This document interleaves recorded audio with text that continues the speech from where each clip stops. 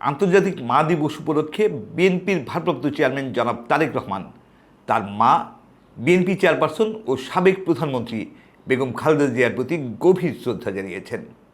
বেগম জিয়াকে নারী শিক্ষার আলোকবর্তিকা এবং গণতন্ত্রের মা হিসেবে আখ্যায়িত করে জনাব তারেক রহমান বলেছেন, রাষ্ট্রের গণতান্ত্রিক বিকাশ এবং অগ্রসর সমাজ বিনির্মাণে দেশনেত্রী বেগম খালেদা জিয়ার জীবন কেটেছে নিরবচ্ছিন্ন সংগ্রাম, ত্যাগ, নিরলস পরিশ্রম, জনগণের প্রতি মমতা ও অকৃত্রিম ভালোবাসায়।